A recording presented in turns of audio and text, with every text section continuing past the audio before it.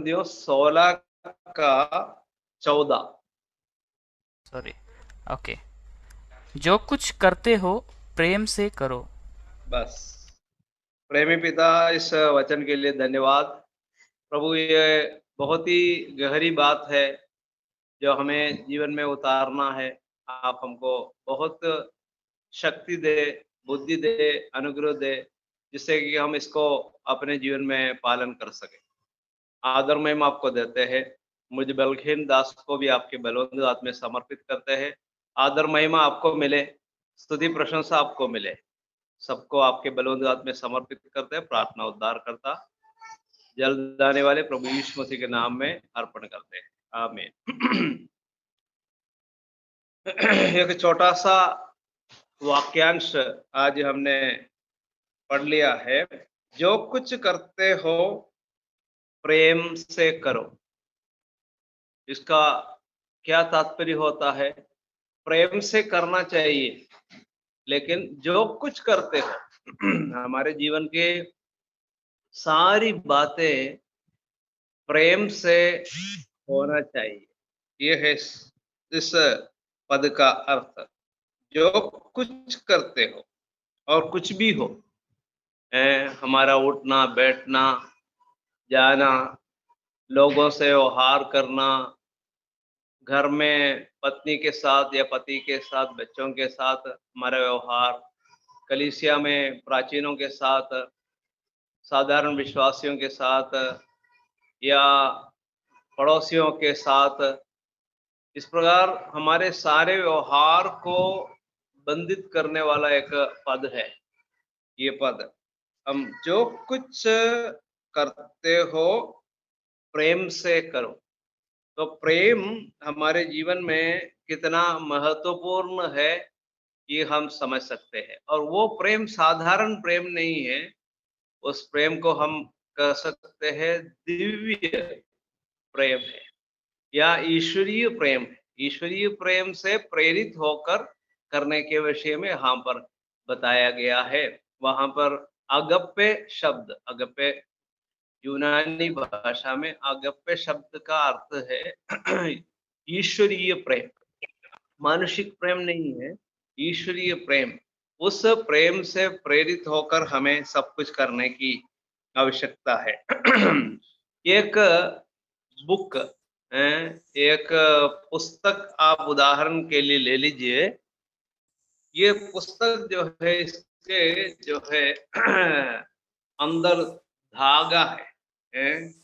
इस धागे से मान लीजिए इसमें लगभग 200 पेजेस है, 200 पृष्ठ। ये 200 पृष्ठ उन उस धागे के द्वारा जो है बंधित है, तब जाके एक बुक, एक पुस्तक बन गई है।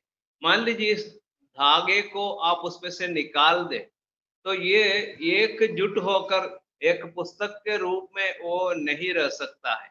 मतलब वो अलग-अलग पन्ने हो जाएंगे। तो दूसरा उदाहरण देखो, मैंने इसको नोट्स को धागे से बांध दिया है, छेद करके बांध दिया है। तो ये छेद करके धागे से बांध दिया तो एकजुट के रूप में ये रहता है। तो क्या है, ये धागा बहुत ही महत्वपूर्ण है। उसी प्रकार हमारे जो जीवन है, इस पुस्तक के समान, और उसमें प्रेम जो है उस धागे के समान है। और ये धागा उसमें नहीं है तो वो पुस्तक एक साथ नहीं रह सकती। ये बात बहुत ही सरल बात है, आप जल्दी समझ सकेंगे। तो ये जो है प्रेम कितना हमारे लिए महत्वपूर्ण है, वो बात हम समझ सकते हैं। और हम जो है शर्ट पहनते हैं, कमीज पहनते हैं, वस्त्र पहनते हैं, और इस वस्त्र का जो रूप और उसका जो शेप, मतलब उसका जो ढांचा जो है धागे के द्वारा होता है। यदि धागा जो है कट जाता है या निकल जाता है, तो ये शर्ट इस रूप में नहीं रहेगा। तो धागा जो है इस शर्ट को, इस अपने कपड़े को जो है सही रीति से रखता है। तो धागे को आप निकाल दो तो क्या है, ये जो शर्ट इस रीति में नहीं रहेगा, इसको फिर पहनना मुश्किल हो जाएगा। तो इसी प्रकार हमारे जीवन में जो प्रेम है, प्रेम इसी प्रकार हम विचार करते हैं। और तीसरी एक बात मैं आपको बताना चाहता हूँ, हमारे विश्वास जीवन को एक यंत्र से तुलना कीजिए, एक मशीन से या कि मोटर से हम तुलना करेंगे। तो उस मोटर में तेल डालना पड़ता है, तब वो मोटर या ये वो मशीन ठीक से काम करेगा। और आपको मालूम होगा, ऐसे तेल डालते हैं जिसको इंग्लिश में लूब्रिकेंट्स कहते हैं। मतलब उस तेल को डालने से क्या होता है, वो जो है ठीक रीति से काम करता है। उदाहरण के लिए आपके पास साइकिल होगा और साइकिल में समय-समय पर तेल डालते हैं। तेल, वो जो जंजीर है, जंजीर में तेल डालते हैं और जहाँ कहीं जो है वो घूमता है, घूमने वाले भागों में हम क्या करते हैं, तेल डालते हैं, तभी तो वो सुचारू रूप से काम करता है। और साइकिल ठीक से चलता है तभी जब उसमें हम तेल डालते हैं। मान लीजिए 1 साल, पूरा 1 साल हमने तेल नहीं डाला, तो क्या हो जाएगा? वो कड़क हो जाएगा। मतलब वो किर किर किर आवाज करके वो साइकिल चलेगी या गाड़ी चलेगी। तो तेल डालना कितना जरूरी है। तो हमारे विश्वास जीवन में तेल के रूप में है प्रेम। जब प्रेम हमारे जीवन में है, तब सुचारू रूप से चलेगा। उदाहरण के लिए, पति पत्नी के बीच में किरकिर नहीं होना है, तो क्या होना चाहिए? प्रेम चाहिए। यदि प्रेम दोनों के बीच में है, तो क्या है, किरकिर आवाज कभी नहीं आएगी। पड़ोसी कभी आपस में लड़ते हुए आपके बारे में नहीं सुनेंगे। तो ये कितना जरूरी है। और आपके परिवार में आपके बच्चे हैं, बच्चों के बीच में भी जो प्रेम रहता है, तब जो है लड़ाई झगड़ा नहीं होगा। कलीसिया में भी ये बात सच है। कलीसिया में भी झगड़ा क्यों होती है? प्रेम की कमी के कारण। कभी-कभी प्रभु के दासों के बीच में भी क्या होता है? लड़ाई झगड़ा होता है। और कारण क्या है? एकमात्र कारण है, प्रेम नहीं है। एक दूसरे पर आरोप क्यों लगाते हैं? प्रेम नहीं है। एक दूसरे के साथ एडजस्ट क्यों नहीं होते हैं? हैं? एक दूसरे के साथ सही रीति से व्यवहार क्यों नहीं कर पाते हैं? इस प्रेम की कमी के कारण है। तो याद रखना, बाइबल में प्रेम का बहुत बहुत महत्व दिया है। तो प्रेम के बिना मेरा और आपका जीवन जो है किरकिर करने वाला एक जीवन होगा। तो परमेश्वर नहीं चाहते कि हम ऐसा जीवन व्यतीत करें। तो परमेश्वर ने क्या किया? उसके लिए वो प्रेम मेरे और आपके सामने प्रकट किया। रोमियो की पत्री में हम क्या पढ़ते हैं? रोमियो की पत्री अध्याय 5 की ओर हम जाएँगे, तो वहाँ से आपको 2-3 बातें समझने का मौका मिलेगा। देखो, रोमियो की पत्री अध्याय 5, रोमियो की पत्री अध्याय 5, उसके 8वाँ पद हम पढ़ेंगे। रोमियो की पत्री अध्याय 5 का 8, कोई भी भाई अनम्यूट करके पढ़ सकते हैं। परंतु परमेश्वर हम पर अपने प्रेम की भलाई इस रीति से प्रकट करता है कि जब हम पापी ही थे तभी मसीह हमारे लिए मरा। अच्छा, तो इस पद में हम क्या देखते हैं? पहली बात है, परमेश्वर प्रेम है। दूसरी बात है, मनुष्य पापी है। तीसरी बात है, प्रभु यीशु मसीह का क्रूस परमेश्वर के प्रेम को प्रकट करता है। तो परमेश्वर ने मेरे और आपके सामने अपने प्रेम को प्रकट किया। जहाँ प्रेम की भलाई इस रीति से प्रकट करता है, लिखा है, तो प्रेम को प्रकट किया। तो प्रेम का प्रकटीकरण क्रूस के द्वारा यीशु मसीह के द्वारा प्रकट किया। लेकिन वो प्रेम केवल क्रूस में ही नहीं, वो प्रेम कहाँ डाला गया है? 5वें अध्याय का 5वां पद पढ़ के देख लीजिए क्या लिखा है।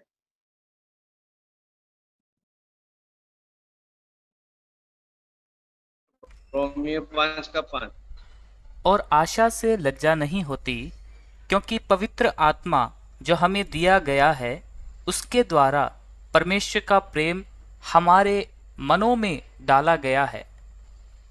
अच्छा, जो प्रेम क्रूस पर प्रकट किया गया था, अच्छा क्रूस तक वो प्रेम सीमित नहीं रहा, लेकिन वो प्रेम क्या किया? परमेश्वर ने अपने पवित्र आत्मा के द्वारा हमारे मनों में डाल दिया है या उंडेल दिया है। यहाँ हम करते हैं, पवित्र आत्मा जो हमें दिया गया है, उसके द्वारा परमेश्वर का प्रेम हमारे मनों में या हमारे मन में डाला गया है। तो प्रेम क्या किया? डाला गया।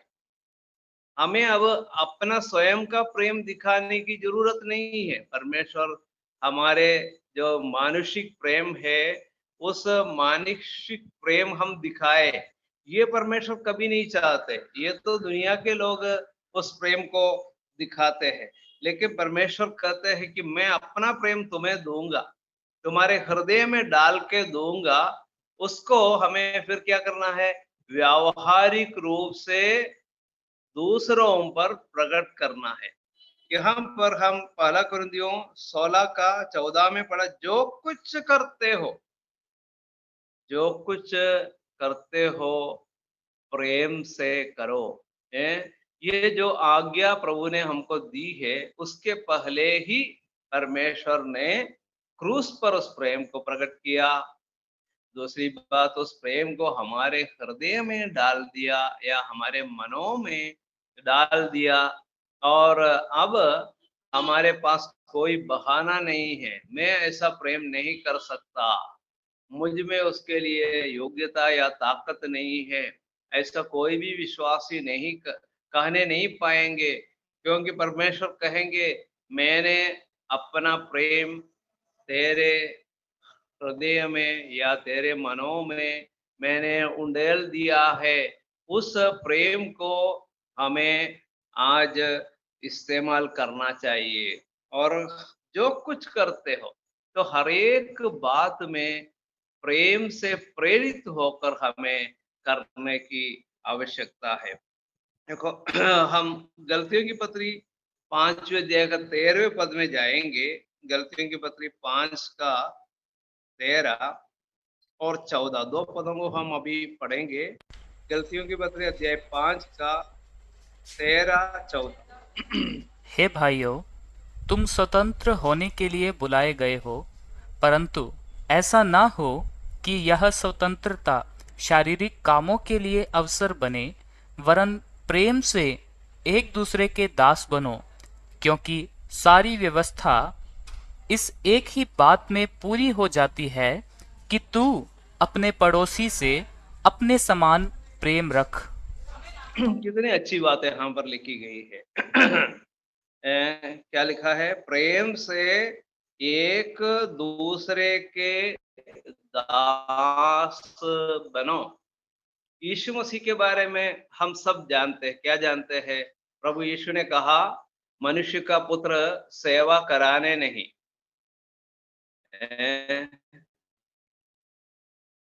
वरन सेवा करने आया। हम्म, वो इसलिए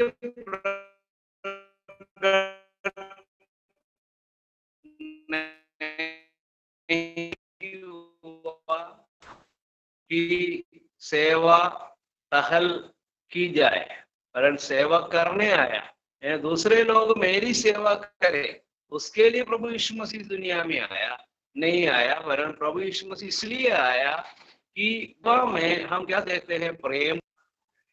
तो प्रभु यीशु वो प्रेम प्रेम से भरा हुआ था। वो प्रेम यीशु मसीह क्या करते हैं? अपनी सेवा में इस्तेमाल किया। देखो, वो सेवा वो कर रहा था, लेकिन सेवा में हम क्या देखते हैं? प्रेम को देखते हैं। प्रेम से प्रेरित होकर, इसलिए प्रभु यीशु मसीह ने उनके दुश्मनों की भी सेवा की, जो उनका विरोध करते थे उनकी भी सेवा की। बहुत कठोर व्यवहार लोगों की ओर से यीशु मसीह को सामना करना पड़ा। एक मिनट।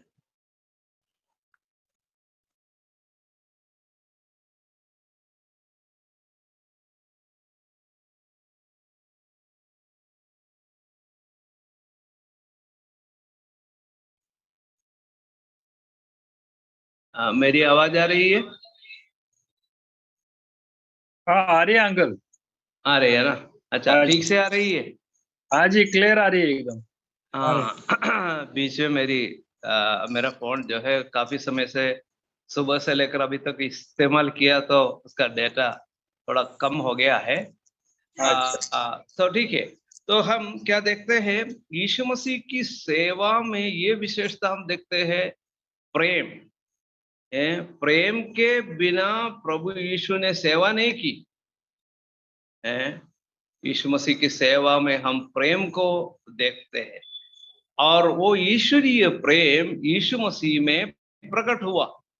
इसलिए परमेश्वर यीशु मसीह की सेवा से प्रसन्न हो गया, और जितने लोगों ने प्रभु यीशु मसीह की सेवा को उसके भागीदार बन गए, वे लोग भी सचमुच में खुश थे। भले वे प्रभु यीशु मसीह का विरोध करते थे, तो भी अंदर के अंदर जो है वो यीशु मसीह के प्रेम को बहुतायत से अनुभव कर रहे थे। तो इसलिए यहाँ पर हमसे कहा गया है, प्रेम से एक दूसरे के दास बनो। कई बार हम अपने जिद्दी स्वभाव के कारण इस प्रकार दूसरों के दास बनना नहीं चाहते, दूसरों के दास बनना नहीं चाहते। यीशु मसीह ने किस प्रकार के लोगों के दास बने? कोड़ियों के दास बने, अंधों के दास बने, लंगड़ों के दास बने, लूलों के दास बने, गरीबों के दास बने, और जो है वो अधिकारियों के दास बने। तो प्रभु यीशु मसीह जो है हर किसी के दास बनने को तैयार था। उसका कारण और कुछ नहीं था, प्रेम। प्रभु यीशु मसीह का दिल प्रेम से भरा हुआ था, इसलिए प्रभु को कहीं भी एडजस्ट होने में, कहीं भी फिट होने में कोई भी तकलीफ नहीं थी। प्रभु यीशु मसीह 30 साल तक अपने घर में रहे, माता पिता के अधीन रहे, उनके भाइयों की भी सेवा की। तो हम क्या देखते हैं, यीशु मसीह को किसी प्रकार का प्रॉब्लम नहीं था, दूसरों के साथ व्यवहार करने में किसी प्रकार की तकलीफ नहीं थी, क्योंकि वो प्रेम से एक दूसरे के दास बने। और गलतियों 5:14 में हमने देखा था, क्योंकि सारी व्यवस्था इस एक ही बात में पूरी हो जाती है कि तू अपने पड़ोसी से अपने समान प्रेम रख। पड़ोसी से अपने समान प्रेम रखना, ये पुराने नियम में भी है, नए नियम में भी है, लेकिन उसमें सारी व्यवस्था एक ही बात में पूरी हो जाती है।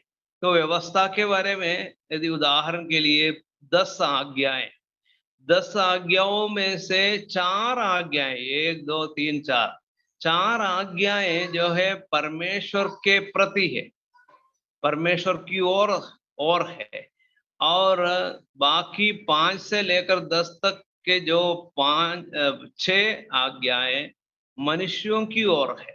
ठीक है। अच्छा, जब एक व्यक्ति परमेश्वर से प्रेम करता है, ऊपर के 4 आज्ञाओं का वो पालन करेगा। पहले 1 2 3 4 आज्ञाओं का पालन करेगा।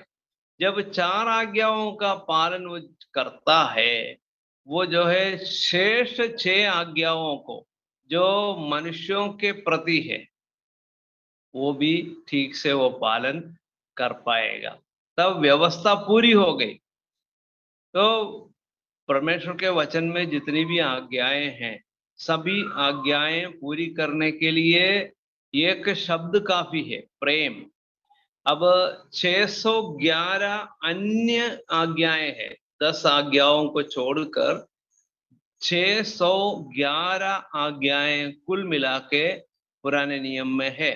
तो उन 611 आज्ञाओं को मानने के लिए एक शब्द, प्रेम शब्द काफी है, जिसके द्वारा एक व्यक्ति उन आज्ञाओं का पालन कर पाएगा और व्यवस्था को वो पूरी कर सकता है।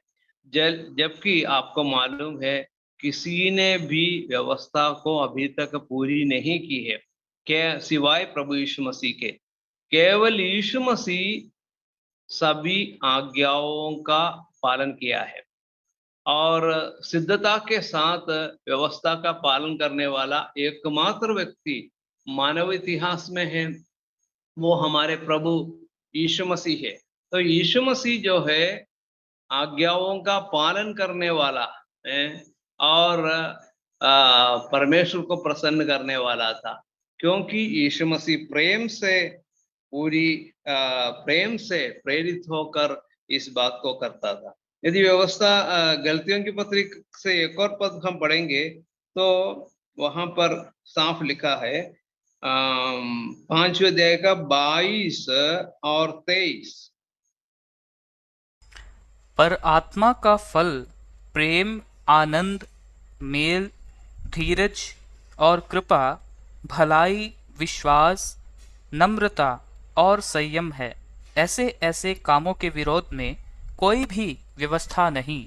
अच्छा, कोई भी व्यवस्था नहीं, ऐसे ऐसे कामों के विरोध में कोई भी व्यवस्था नहीं। तो इससे हमको क्या समझ में आता है? प्रभु यीशु मसीह पर विश्वास करने वाले के जीवन में आत्मा का फल प्रकट होता है।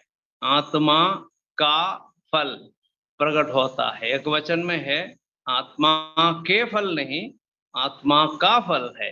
मतलब एक फल है, उस फल में 9 अलग अलग प्रकार के गुण शामिल है।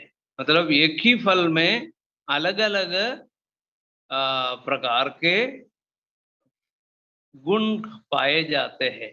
अच्छा, वो इकट्ठा प्रकट होता है। मतलब एक व्यक्ति में प्रेम भी प्रकट होता है और आनंद भी प्रकट होता है, मेल भी प्रकट होता है, धीरज भी प्रकट होता है, कृपा भी प्रकट होती है और भलाई, विश्वास, नम्रता और संयम, ये सब कुछ प्रकट होते हैं।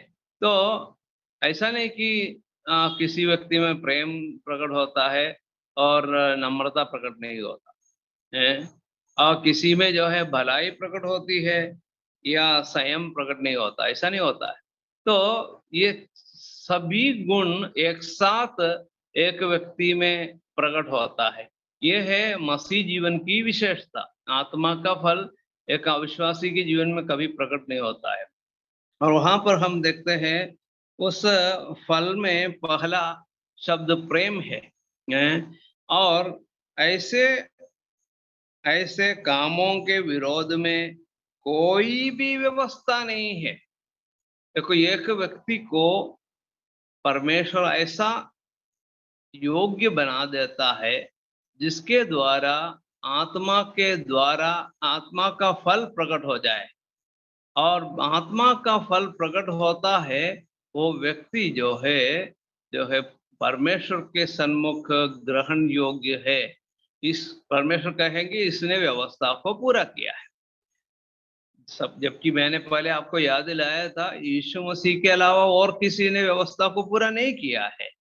लेकिन यीशु मसीह पर विश्वास करने वाले हम लोगों के जीवन से आत्मा का फल प्रकट होता है और आत्मा का फल जब प्रकट होता है हम व्यवस्था को पूरी करने वाले बन जाएंगे।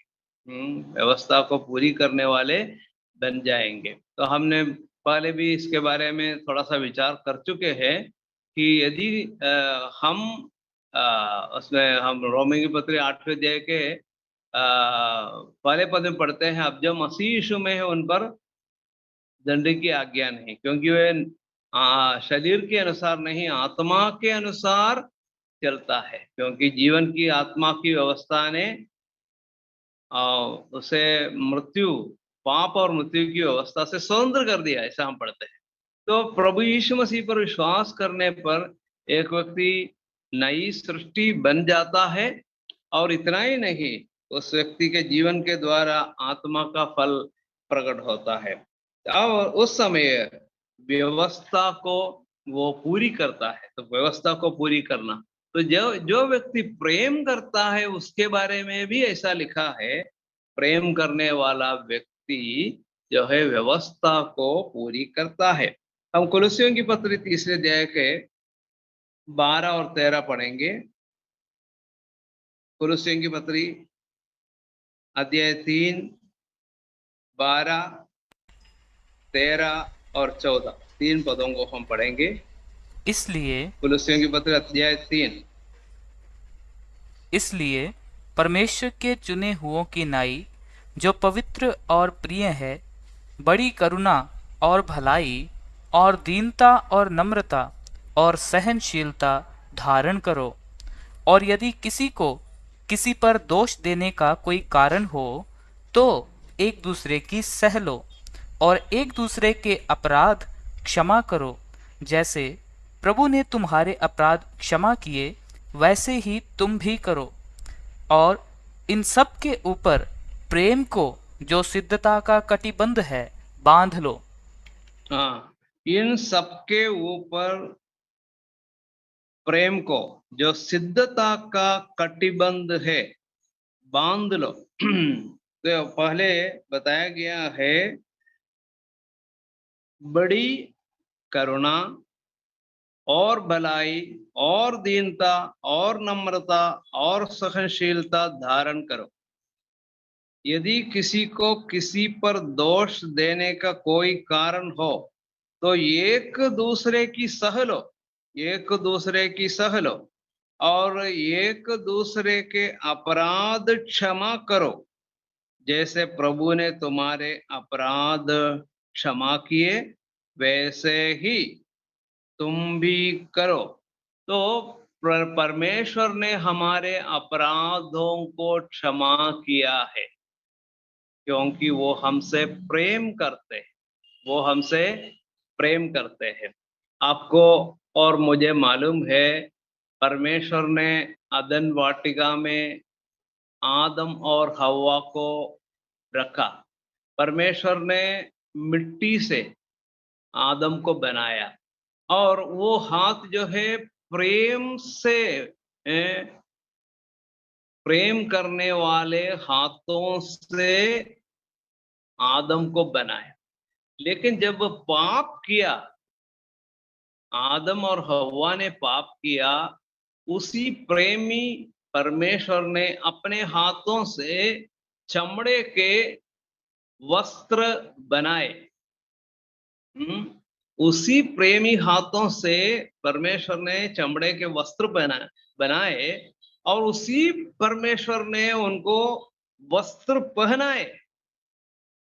तो हम क्या देखते हैं, क्या परमेश्वर के प्रेम में कुछ कमी हुई है? कुछ कमी नहीं हुई है। हम लोग कई बार किसी व्यक्ति की गलती को देखकर हम लोग जो है बहुत क्रोधित हो जाते हैं।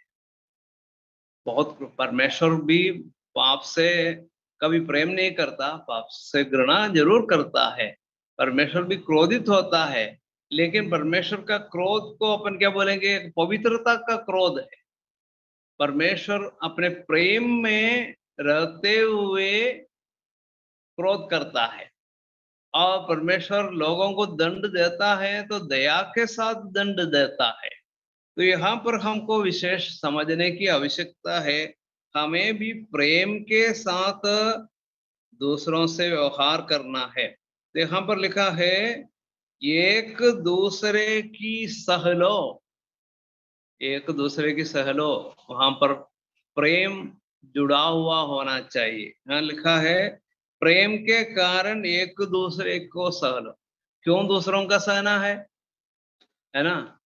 अपन कई बार सोचते हैं, मुझे दूसरों के सहने की क्या जरूरत है, क्योंकि मैं भी तो इंसान हूँ, मुझे भी अधिकार है, मैं भी भारत का नागरिक हूँ, मुझे सहने की क्या जरूरत है? लेकिन लिखा हुआ है सहना है। वो प्रेम के कारण यीशु मसीह ने दूसरों के क्यों सह लिए? सिपाहियों के मार क्यों खाई? क्रूस पर मृत्यु क्यों सही? कारण क्या था? प्रेम। बहुत कुछ सह लिया यीशु मसीह ने। मैं समझता हूँ बचपन जन्म से लेकर मृत्यु, क्रूस की मृत्यु तक प्रभु यीशु ने बहुत सारे कष्ट सहे, बहुत दुख उठाए। और ऐसा दुख उठाने के कारण क्या था? उनका प्रेम है। प्रेम के कारण प्रभु यीशु मसीह सब कुछ सहने को तैयार हो गए। लेकिन हम लोग क्या करते हैं? हमारी कलीसिया का कोई विश्वासी हमारे विरुद्ध में कुछ बोलता है, कुछ करता है, तो हम जो है एकदम उनके ऊपर क्रोधित हो जाते हैं और उनके ऊपर जो है एक्शन लेने की कोशिश करता है, उनके ऊपर कदम उठाने की हम कोशिश करते हैं। लेकिन प्रियो, ऐसा नहीं है। प्रेम से सहने की आवश्यकता है और उन्हें समझाने की आवश्यकता है। प्रभु का वचन उस विषय में कहता है, क्या कहता है?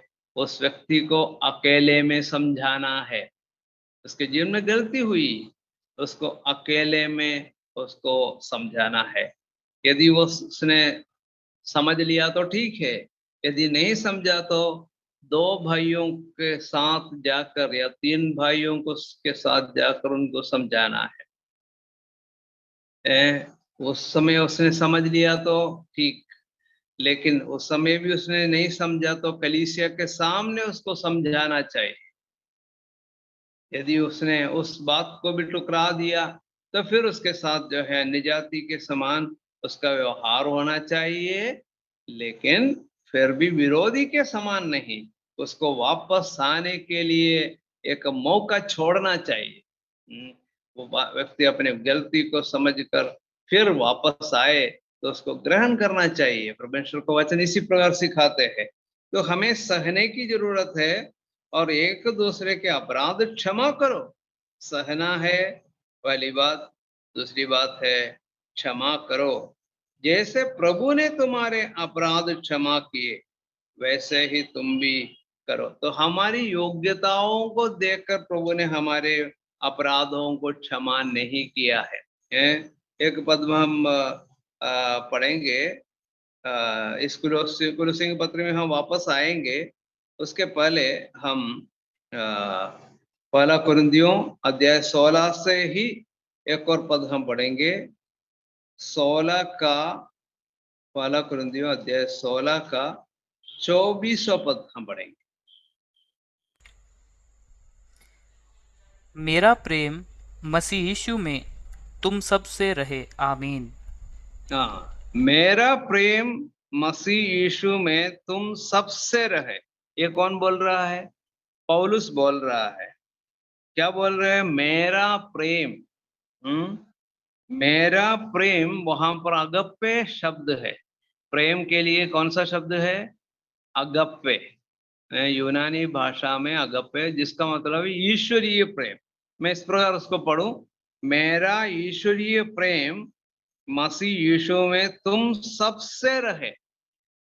पौलुस जो है कुरिन्थियों को लिख रहे हैं कि मेरा प्रेम मसीह यीशु में तुम सबसे रहे। पौलुस जो है कुरिन्थ के सभी विश्वासियों से प्रेम करते हैं। अब कुरिन्थ की कुरिन्थियों की जो पत्री है उसको आपने पढ़ लिया है, आप समझ सकते हैं कि वहां के विश्वासी जो है क्या है, सिद्ध लोग नहीं थे और उनके बीच में फूट और झगड़ा हुआ करता था और उनमें व्यभिचार करने वाले लोग थे, अन्याय करने वाले लोग थे, मूर्ति पूजा करने वाले लोग थे।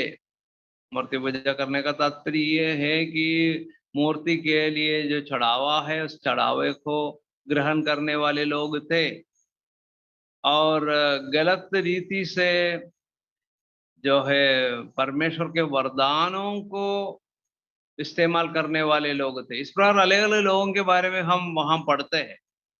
फिर भी पौलुस क्या बोलते हैं, मेरा प्रेम मेरा प्रेम मसीह यीशु में तुम सबसे रहे। हैं? सभी लोगों से ऐसा प्रेम कर सकते हैं क्या? हैं? क्योंकि वहां के लोग इतने अच्छे लोग नहीं थे। हैं? उनके बीच में झगड़ा और फूट, और उनके बीच में विचार करने वाले, और जो है मूर्ति पूजा करने वाले लोग, या अलग अलग प्रकार के पाप करने वाले लोग उनके बीच में थे। तो उनको सुधारने के लिए पौलुस ने इस पत्री को लिखा है। लेकिन अब वो लोग ऐसे लोग हैं तो भी पौलुस क्या बोलते हैं, हैं, तुम सबसे मेरा प्रेम मसीह यीशु में तुम सबसे रहे। मतलब सभी लोगों से फिर भी प्रेम करते हैं। तो याद रखना, आपको अपनी कलीसिया के सभी लोगों से प्रेम करना है। हो सकता है उनमें कुछ कमियां हो, कुछ गटियां हो, लेकिन यदि कमी और गति है तो उसको सुधारने का काम आपका है। यदि आप वहाँ के प्राचीन है, कलीसिया का प्राचीन है, आपका उत्तरदायित्व है उनकी गलतियों को, कमियों को, उनको समझा बुझा के उनको वापस लाने का काम आपका है, मेरा है। तो ये बात याद रखना है। तो यदि उन्होंने माना नहीं है तो भी हमको जो है उनको एक विरोधी के रूप में, शत्रु के रूप में नहीं सोचना है। ऐसा हो तो क्या होता है, आज यीशु मसीह मुझे और आपको शत्रु के रूप में सोच सकते हैं, लेकिन प्रभु यीशु मसीह आज भी हमसे बहुत प्रेम करते हैं। प्रभु यीशु मसीह के प्रेम में कोई परिवर्तन नहीं है। जिस प्रकार यीशु मसीह कल और आज और युगानुयुग एक सा है, यीशु मसीह का प्रेम भी कल जिस प्रकार था उसी प्रकार आज है। और जिस प्रकार आज प्रभु यीशु मसीह का प्रेम है, उस प्रकार उनका प्रेम कल भी रहेगा। तो प्रेम में कोई परिवर्तन नहीं होता है। तो यीशु मसीह प्रेम करता है। पौलुस कहते हैं कि मेरा प्रेम सबसे रहे, सभी लोगों से प्रेम करना। तो ये मेरे दिल में बहुत आनंद देने वाला एक पद ठहरा। तो अब हो सकता है मसीहियत में बहुत सारे लोग हैं, कुछ लोग हमारे साथ संगति रखने वाले हैं, और बहुत सारे लोग हैं हमारे संगति में नहीं है, जबकि उद्धार पाए हुए लोग और भी है। और भी जो है डिनोमिनेशन में पेंटेकोस्टल हो या वो सीएनए हो, इस प्रकार के अलग अलग जुट ग्रुप में, झुंड में कुछ लोग उद्धार पाए हुए लोग जरूर होते हैं। उद्धार पाए हुए लोग और भी होते हैं, लेकिन वो हमारी संगति में नहीं है। ये बात सही है, हमारी संगति में नहीं है, या हम जिस प्रकार उपदेश को समझते हैं, हमारे जीवन में व्यावहारिक रूप में लाते हैं, वो सब जो है वो लोग नहीं समझते हैं ना, या ना वे लोग उसका प्रैक्टिस करते हैं, व्यवहार में लाते हैं। तो प्रभु के वचन से हटकर कई कार्य उनके बीच में होता होगा, लेकिन हमारे दिल इतना विशाल होना चाहिए। जैसे प्रभु ने प्रेम किया है वैसे हमको उनसे भी प्रेम करना चाहिए। हम यदि प्रेम करें तो कुछ ना कुछ या कुछ समय के बाद हमें सत्य की ओर लेकर आने का एक मौका मिल जाए। कई बार हम लोग जो है उनसे घृणा करते हैं, उनके ऊपर आरोप लगाते हैं, तो क्या होता है, वे हमसे दूर हो जाएंगे और हमें उनको जीतने का मौका नहीं मिलेगा। तो ये बात हमें याद रखने की आवश्यकता है। यदि उद्धार पाए हुए लोग हैं, भले वो हमारी संगति में है या नहीं, तो भी वो लोग प्रभु यीशु मसीह पर विश्वास करने वाले लोग हैं।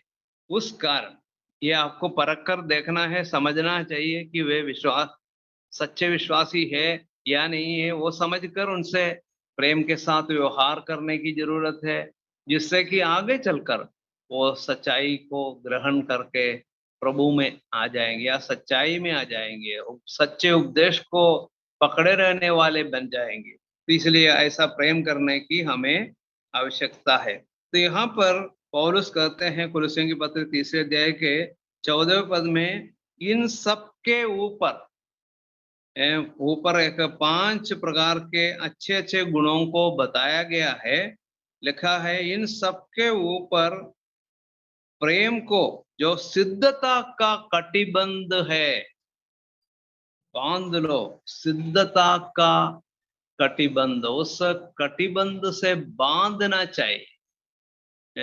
सिद्धता के कटिबंध को बांधना चाहिए, जिसका मतलब है जितने भी दिव्य गुण है उन सबको बांधने लायक एक कटिबंध के रूप में है प्रेम। मैंने जब इस अध्ययन को कर रहा था तो मैं सोच रहा था परमेश्वर में प्रेम नहीं है, बाकी सभी गुण है लेकिन प्रेम नहीं है। आप 1 मिनट के लिए इस प्रकार विचार कर लीजिए, तो परमेश्वर किस प्रकार का परमेश्वर होगा? एक क्रूर स्वभाव का परमेश्वर होगा, और परमेश्वर जो है किसी की गलती को बर्दाश्त नहीं कर पाए। तो परमेश्वर जो है कठोर व्यवहार करेगा, मनुष्य के साथ कठोर व्यवहार करेगा। लेकिन परमेश्वर के ये सभी गुणों के ऊपर कटिबंध के रूप में, सिद्धता के कटिबंध के रूप में हम प्रेम को देखते हैं। सभी गुणों को बांधने के लिए प्रेम एक रस्सी के रूप में या एक कटिबंध के रूप में हम देखते हैं। तो परमेश्वर प्रेमी है, और प्रेमी होने के नाते मुझे और आपको उद्धार दिया है, नहीं हो तो प्रभु उद्धार नहीं देते। दूसरी बात आप सोच लीजिए, इस बाइबल में प्रेम शब्द नहीं होता। बाकी सभी प्रकार की बातें बाइबल में है, लेकिन मान लीजिए 1 मिनट के लिए प्रेम नहीं है, बाइबल में प्रेम नाम चीज नहीं है। तो ये जो पुस्तक है, ये पुस्तक जो है किसी प्रकार का मूल्य रखने वाली पुस्तक नहीं है। यदि प्रेम नहीं होता, इस पुस्तक का कोई मूल्य नहीं होता।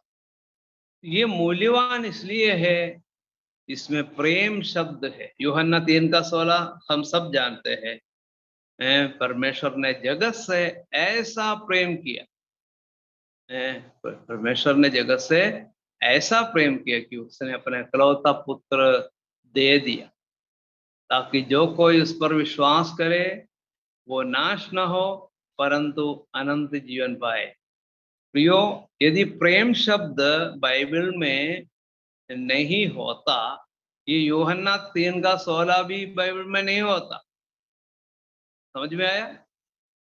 यूहन्ना 3:16 भी बाइबल में नहीं होता। यदि यूहन्ना 3:16 बाइबल में नहीं होता तो मेरा और आपका अनंत जीवन पाना मुश्किल हो जाता, मुझे अनंत जीवन नहीं मिलता।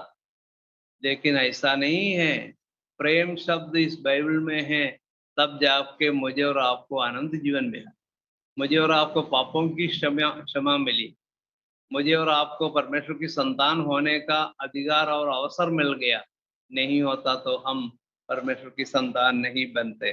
तो हम समझ सकते सिद्धता के कटिबंध के रूप में वो बताया गया है। और परमेश्वर हमें आशीष दे, अनुग्रह दे, इस वचनों को हम समझ ले और उसके अनुसार हम अपना शेष जीवन व्यतीत करें। एक पद और देखकर हम यही समाप्त करेंगे। पहला थिस्सलुनीकियों 5वें अध्याय का 8वां पद। पहला थिस्सलुनीकियों 5वें अध्याय का 8वां पद। पर हम तो दिन के हैं, विश्वास और प्रेम की झिलम पहनकर और उद्धार की आशा का टोप पहनकर सावधान रहें। वहां पर लिखा है हम जो दिन के हैं, विश्वास और प्रेम की झिलम पहनकर और उद्धार की आशा का टोप पहनकर सावधान रहे। विश्वास और प्रेम की झिलम, झिलम, झिलम के द्वारा हम जानते हैं कि सुरक्षा मिलती झिलम के द्वारा सुरक्षा मिलती है। तो प्रेम को झिलम से तुलना करके बताया गया है। विश्वास और प्रेम की झिलम पहनकर और उद्धार की आशा का टोप पहनकर सावधान रहे।